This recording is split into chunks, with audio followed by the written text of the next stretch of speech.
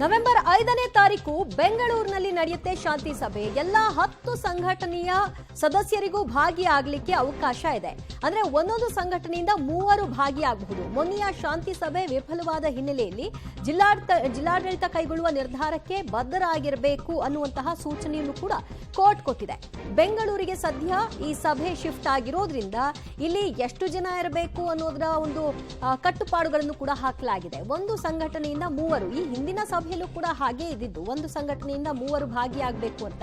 ಆದ್ರೆ ಮುಖ್ಯ ಅರ್ಜಿದಾರರೇ ಬರಲಿಲ್ಲ ಅನ್ನೋದು ಇವತ್ತು ಕೋರ್ಟ್ನಲ್ಲಿ ಪ್ರಮುಖ ವಿಚಾರ ಆಗಿದ್ರಿಂದ ಮತ್ತೊಂದು ದಿನಾಂಕವನ್ನ ಅವಕಾಶವನ್ನ ಮಾಡಿಕೊಡಲಾಗಿದೆ. ಜೊತೆಗೆ ಎಲ್ಲಿ ಮಾಡಬೇಕು, ಯಾವತ್ತು ಮಾಡಬೇಕು, ಯಾವ ಸಮಯದಂದು ಮಾಡಬೇಕು, ಯಾರೆಲ್ಲ ಭಾಗಿಯಾಗಬೇಕು ಅನ್ನೋದನ್ನು ಕೂಡ ಸೂಚಿಸಿದೆ. ಮತ್ತಷ್ಟು ಮಾಹಿತಿ ಪಡೆಯೋಣ ನಮ್ಮ ಪ್ರತಿನಿಧಿ ಮುರಳೀಧರಿಂದ. ಮುರಳಿ, ಎಜಿ ಕಚೇರಿಯಲ್ಲಿ ಈ ಸಭೆಯನ್ನ ಮಾಡಿ ಅಂತ ಹೇಳಿರೋದ್ರ ಮುಖ್ಯ ಉದ್ದೇಶ ಏನು? ಎಜಿ ಕೋರಿದ್ರ ಕಲಬುರಗಿಯಲ್ಲಿ ಮಾಡಿದ್ರೆ ಅದು ಗಲಾಟೆಗೆ ಸಾಧ್ಯ ಅವಕಾಶ ಆಗಬಹುದು ಅನ್ನೋ ಹಿನ್ನೆಲೆಯಲ್ಲಿ?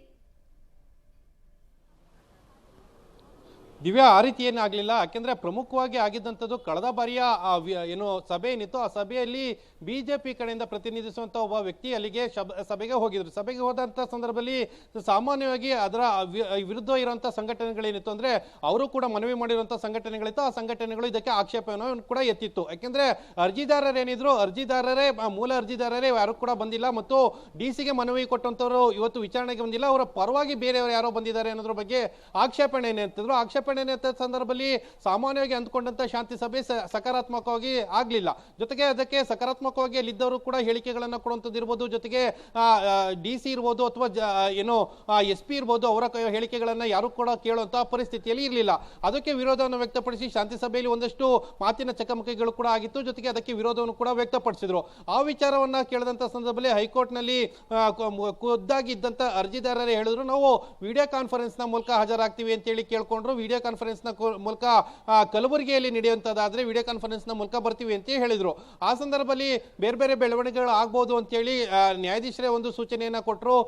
ನವೆಂಬರ್ 5ನೇ ತಾರೀಕು ಎಲ್ಲಿ ನೀವು ಸಭೆಯನ್ನ ಮಾಡ್ಲಿಕ್ಕೆ ಸಾಧ್ಯ ಅನ್ನೋದ್ರ ಬಗ್ಗೆ ಕೇಳಿದಾಗ ನಾವು ಎಜಿ ಕಚೇರಿಯಲ್ಲೇ ಮಾಡ್ತೀವಿ ಅಂತ ಹೇಳಿ ಶಶಿಕಿರಣ್ ಶೆಟ್ಟಿ ಅವರು ಒಪ್ಕೊಂಡ ಹಿನ್ನೆಲೆಯಲ್ಲಿ 5ನೇ ತಾರೀಕು ಸಂಜೆ 4 ಗಂಟೆಗೆ ಸಭೆಯನ್ನ ಮಾಡ್ತಾ ಇದ್ದಾರೆ. ಪ್ರತಿ ಸಂಘಟನೆಯಿಂದ 3 ಜನ. ಕಳೆದ ಬಾರಿಯಲ್ಲಿ ಯಾವ ರೀತಿಯಲ್ಲಿ 3 ಜನ ಮಾತ್ರ ಒಳಗಡೆ ಹೋಗ್ಲಿಕ್ಕೆ, ಸಭೆಗೆ ಹಾಜರಾಗಲಿಕ್ಕೆ ಒಂದು ಅವಕಾಶಗಳಿತ್ತು, ಅದೇ ರೀತಿಯಲ್ಲಿ ಈಗಲೂ ಕೂಡ ಸಭೆಗೆ ಹೋಗ್ಲಿಕ್ಕೆ ಅವಕಾಶಗಳನ್ನ ಮಾಡಿಕೊಡ್ಲಾಗ್ತಾ ಇದೆ. ಜೊತೆಗೆ ಶಾಂತಿ ಸಭೆಯಲ್ಲಿ ಯಾರ್ಯಾರು ಇರಬೇಕು ಅನ್ನೋದ್ರ ಬಗ್ಗೆ ತೀರ್ಮಾನವನ್ನ ಮಾಡ್ಕೊಳ್ಳಿ. ಜೊತೆಗೆ ಜಿಲ್ಲಾಧಿಕಾರಿ ಇರ್ಬೋದು ಅಥವಾ SP ಇರ್ಬೋದು, ಜೊತೆಗೆ ಬೇಕಾದಂತ ವ್ಯವಸ್ಥೆಗಳು, ಕಾನೂನು ಸುವ್ಯವಸ್ಥೆಯನ್ನ ಕಾಪಾಡ್ಕೊಳ್ಳಕ್ಕೆ ಬೇಕಾದಂತ ವ್ಯವಸ್ಥೆಗಳೇನಿತ್ತು ಅದರಲ್ಲಿ ಪಾತ್ರವಹಿಸುವಂತವ್ರು ಯಾರ್ಯಾರು ಇರ್ತಾರೆ ಅವರನ್ನ ಸಭೆಗೆ ನಿರ್ಧಾರವನ್ನು ಮಾಡಿಕೊಂಡು ಅದಾದ ನಂತರ ಸಭೆಯನ್ನ ಮಾಡಿ ಅಂತ ಹೇಳಿ ಕೂಡ ಹೇಳಿರುವಂತದ್ದು. ಜೊತೆಗೆ ಕೊನೆಯದಾಗಿ ವಿಚಾರಣೆ ಮುಕ್ತಾಯದ ಸಂದರ್ಭದಲ್ಲಿ ಒಂದು ಸಲಹೆಯನ್ನು ಕೂಡ ಕೊಟ್ಟರು.